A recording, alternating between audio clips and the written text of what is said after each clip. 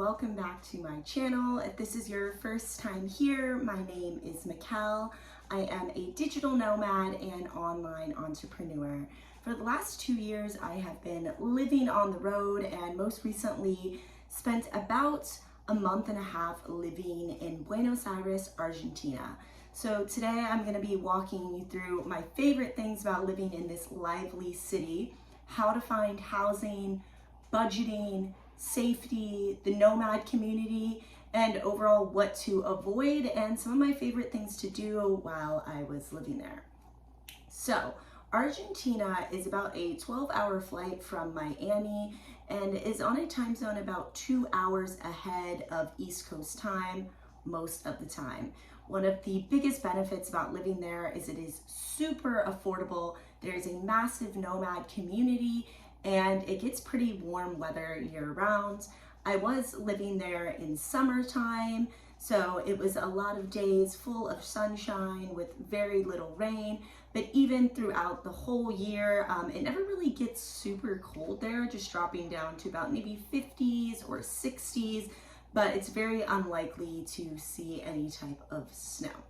So as far as housing goes, most locals living in Buenos Aires or Argentina usually spend about $200 to $300 a month on housing. Now, as a short-term traveler, this can be really challenging to find, and to be quite honest with you, most of my friends were either paying between $600 to $1,500. I would say the people that were paying close to that $600 a month had a connection in Argentina and got linked up with a realtor, and most of them signed for a 2 to 3 month lease.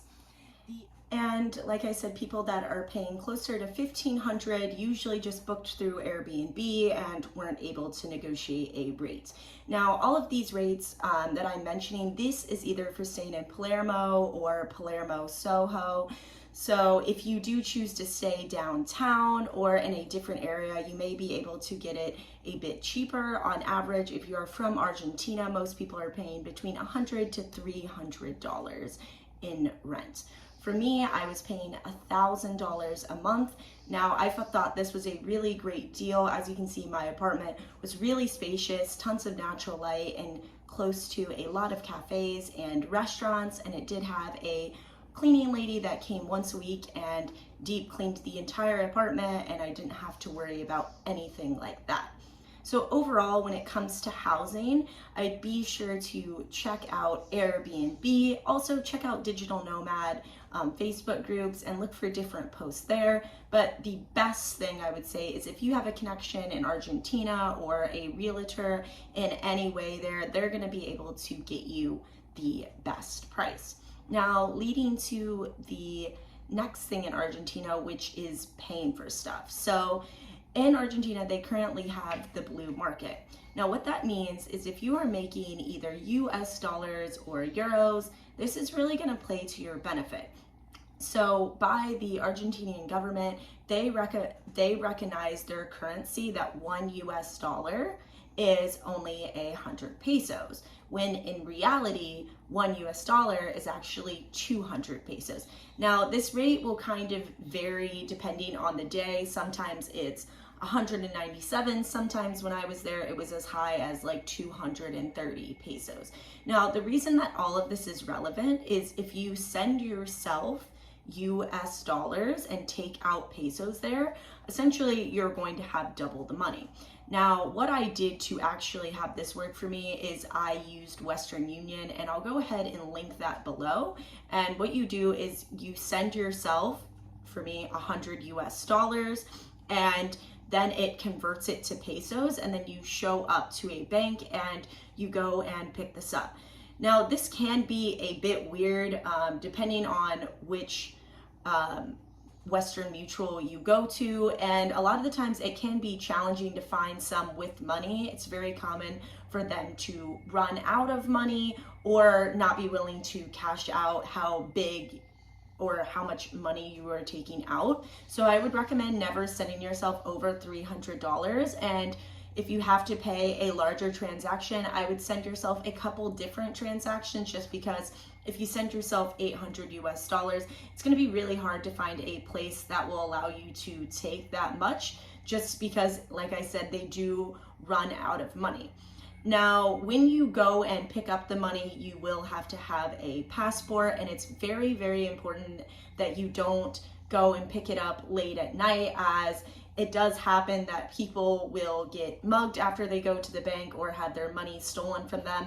Luckily, none of this happened to me, and more than likely it won't happen to you, but this is a possibility. So anytime you do go to a bank and take out money, I would immediately go home and drop off what extra money you don't plan on using, and just be very aware when you are walking the road after you have that. Now, this kind of all ties into the safety in Argentina. In Buenos Aires, it is a very safe place, and they have an extremely low homicide rate. However, petty theft can be common. And what I mean by petty theft is getting your phone stolen. The easiest way that this will happen is you'll be sitting in a cafe and your phone is on the table, and someone will come in, and most of the time they are selling socks or tissues. Now, when they go up and show you this, someone is coming behind you, another one of them, and they're actually taking your phone. Now, if you ever see this happen in a cafe, you'll notice a group of them walk in. Most of the time they are teenagers or children, so just be aware, just because they look younger doesn't mean they're not going to steal anything from you. And it's just best to always keep your phone on you and not out on a table if you are sitting at a cafe. Now, this also goes for walking the streets. One thing I would absolutely not recommend doing, whether you are in Palermo, Soho, or you are downtown, I would not walk around with your head down on your phone, and I would not recommend wearing noise cancellation headphones. And the reason is I have had a friend where middle of the day in a nice area, she was pushed over and phone yanked from her hand, and they took off. So this does happen. It's just a giant red flag to be carrying your phone around, and it's basically asking for someone to steal it. The other thing that kind of happens with this is a bicycle or a motorbike will go by, and you're on your phone. Let's say you're waiting for the crosswalk, and they will go ahead and rip your phone out of your hand. So overall, I would just recommend looking at the directions before you go. If you do need to pull out your phone, make sure you are either turned into an apartment area or to an open street, and just try to be seen. I would not be super hidden or standing on a street alone at a late hour walking on your phone, because like I said, you're just asking for problems. Now, like phones, bags are also common to get stolen. So all throughout Argentina, especially in Buenos Aires, you will notice everyone is walking with their bags on the front of them, and they're guarding them. So I would just recommend doing the same. I have not had any instances of anyone stealing anything from me in Argentina, and overall felt pretty comfortable there. But this petty theft is something to be aware of, and if you are waiting for a crosswalk, I would stand a little further away from the street, just so that if a bike does come by, they can't yank off your bag and you are more on the sidewalk. As for the safety as a female, I didn't really run into many issues there. The only thing is I did get a lot of stares, and I did start to get some weird messages on social media as I was posting streets when I was currently on them, and then people were recognizing them and then starting to message me.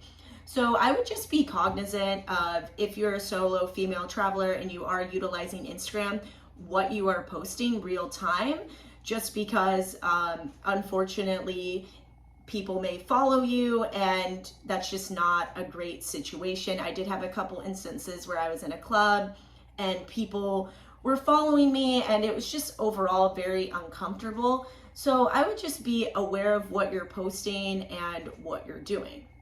Now, like I said, Buenos Aires is a beautiful place. Now, some of the main things that I love doing there is going out to eat and going and having drinks with friends.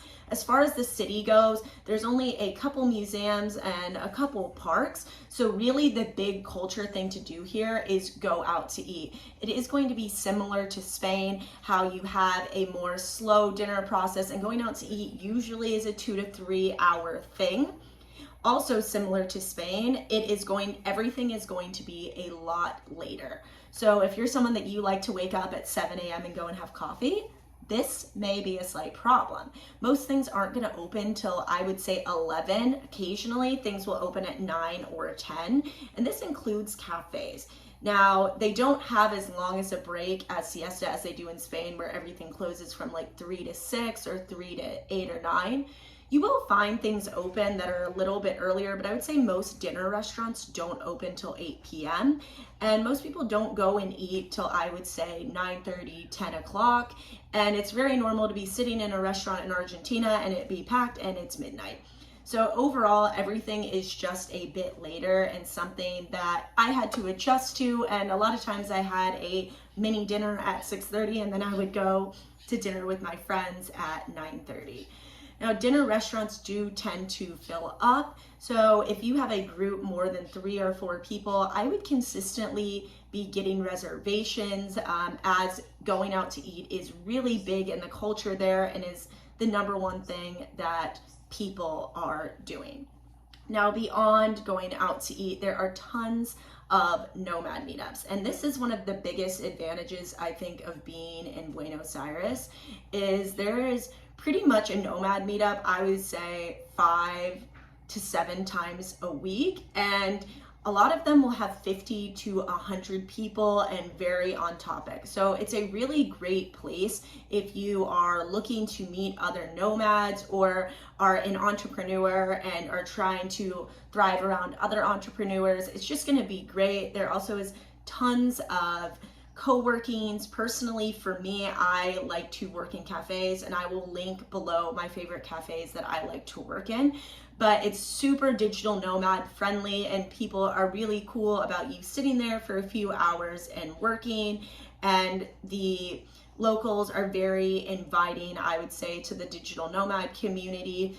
And beyond there being just overall a lot of digital nomads, there is a lot of expats there. So I will go ahead and link below the best Facebook groups to go into if you are going to Argentina, and felt like when I was there was a massive sense of community, and always found myself eating with a new friend and trying something else out. Hey guys, we are live here in Buenos Aires. This is my friend Jasmine. She's from Canada. Hi! We're going to La Bamba. Everyone say hello.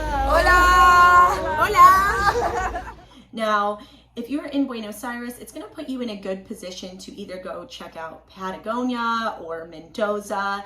And as far as the side trips go, it's going to be a lot of hiking or drinking wine. So personally for me, I went to Bariloche and enjoyed some amazing views and hikes.